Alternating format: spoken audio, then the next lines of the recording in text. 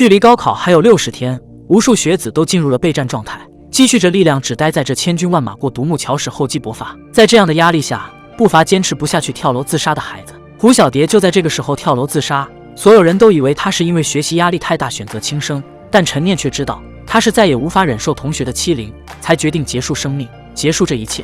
胡小蝶重重地摔在水泥地上，像一只破碎的瓷娃娃。围观的学生们纷纷拿出手机拍照，他们四处散播讨论，仿佛这件事只是紧张生活下的调剂。只有陈念为胡小蝶盖上了一件校服，希望她走得体面一些。这个善意的举动却引来了惨烈的报复，以未来为首霸凌胡小蝶的一行人转而将目光投向陈念。陈念的原生家庭造就了他内向自卑的性格，母亲独自一人拉扯着他长大，却无论在精神上还是物质上都没能给他支持，时常丢下女儿出门躲债，说的最多的话就是让陈念再咬咬牙坚持坚持。这天，陈念走在回家的必经之路上，无意中撞上几个混混，他们脚下是一个被打得蜷缩成一团的男孩。陈念拿出手机报警，几个混混当即抢夺过他的包，抢走了包里仅有的50，还威胁他交出手机。陈念一声不吭，死死攥着手机。混混们又拽着陈念来到男孩面前，恶作剧般要求他亲地上的男孩，不照做就挥舞着拳头继续暴打。陈念瑟瑟发抖，咬了咬牙碰上男孩的嘴唇，男孩仿佛真的被赐予了力量，翻身揪住带头的混混就是一顿老拳，狠得怕不要命的。几个混混骂骂咧咧落荒而逃，男孩大口大口地喘着气，随后痛苦地从地上爬起，一言不发地离开了。男孩叫刘北山，和陈念差不多的年纪，本该在校园中发愤图强，却因为种种原因沦落成为一个街头混混，整日挣扎在社会底层的泥泞之中。第二天晚上，小北早早在这条路上等着陈念，不仅还了他被抢走的50块，还帮忙修好了他的手机。小北是个靠打架混日子的人，他认为这个社会不是被人欺负就是欺负别人。陈念不想和他有过多牵扯，他的梦想是考上全国最好的大学，两人显然不是一路人。陈念的生活2点一线，那就是学校和家，他不仅要好好学校，还要好好照顾自己。这天，陈念正奋笔疾书，教室里突然响起一阵阵哄笑声，原来是陈念妈妈卖3无面膜，欠钱不还的事被债主捅到了学校。这帮朝夕相处的同学们阴阳怪气的接着别人的伤疤，并以此为乐。陈念的泪水像断了线的珠子，这个教室他一刻都待不下去。陈念独自走在路上，小北骑着摩托停在他身边，陈念想都没想就上了车。他不知道自己要去哪，也许兜兜风感觉会好些。小北带着陈念回到自己家，这是一个小木屋，破旧杂乱却一应俱全。两人各自煮了个泡面，陈念的手机响个不停，同学们仍乐此不疲地在班级群讨论着这件事，他们身上是自己察觉不到的恶毒。小北试探地问陈念是不是和男朋友吵架了，两人话赶话吵了起来。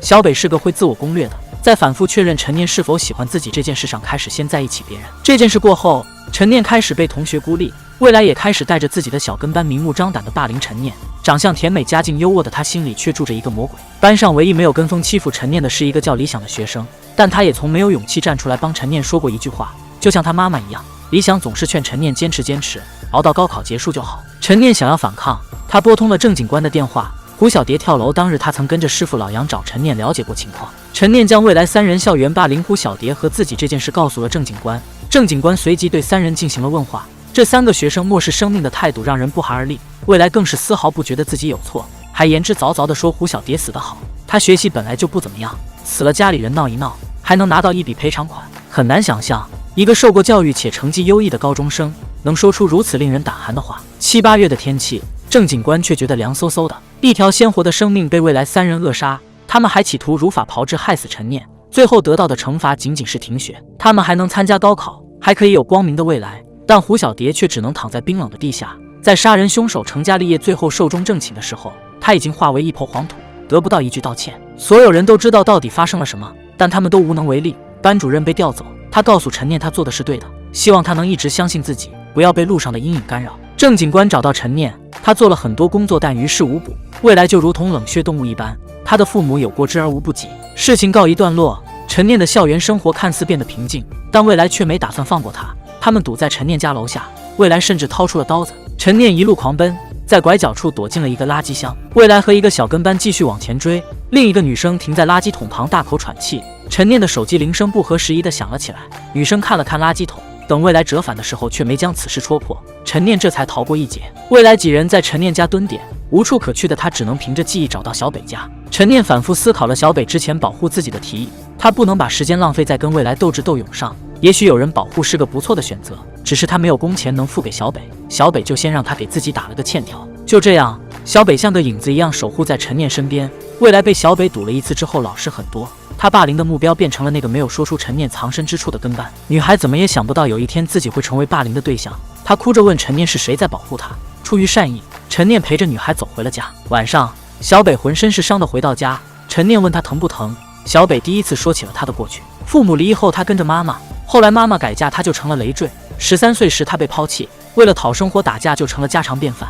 这是第一次有人问他疼不疼。小北的守护让陈念安心不少，他们依然过着各自的生活，却又丝丝缕缕受着对方的影响。陈念为了不让小北因为钱去打架，将自己的银行卡交给了他。他希望高考结束后能和小北一起离开这里，光明正大的过全新的生活。不久后的一个晚上，附近发生了一起强奸案，小北和几个混混被带到警察局接受指认。放学后，没有等到小北的陈念遭到了未来的报复，一群人围着陈念拳打脚踢，不仅剪掉了他的头发，还撕扯他的衣服拍下视频。他们的嘴巴一张一合，污言秽语将陈念淹没。小北离开派出所后拨通了陈念的电话，迟迟无人接听，他有种不祥的预感。小北一口气跑回家，浑身是伤狼狈不堪的陈念正用胶带粘着被撕碎的课本，这一幕像刺一样扎在小北心里。他脑子里一片空白，只想狠狠教训未来一顿，帮陈念报仇。陈念紧紧抱住小北，不让他冲动犯傻。一直以来他都比任何人坚强，如果没有人关怀，他会一直这样下去。可一旦有人表现出善意，这种坚强就会变成深不见底的委屈。陈念背负的太多了，他靠在小北背上失声痛哭。宣泄过后，生活还是要继续。陈念的头发被剪得乱七八糟，他干脆推成了板寸。小北也陪着他一起，内心的强大才是真正的强大，他们不会就此倒下。高考当天，暴雨造成了塌方，未来的尸体被冲了出来。警方很快展开调查，他们在案发现场的监控中发现一辆出租车，这辆车的主人是小北朋友的父亲。案发那天，小北借走了这辆车，车子后备箱也被验出血迹，但朋友并未将小北说出来。警察在未来跟班的手机上发现了那晚他们集体霸凌陈念的视频，陈念就成了唯一有作案动机的人。镜头回到案发当晚，陈念被欺凌后选择报警，未来怕影响自己高考，便开始向陈念求饶，并再三保证会删掉视频。陈念不愿再和未来纠缠，便答应了下来。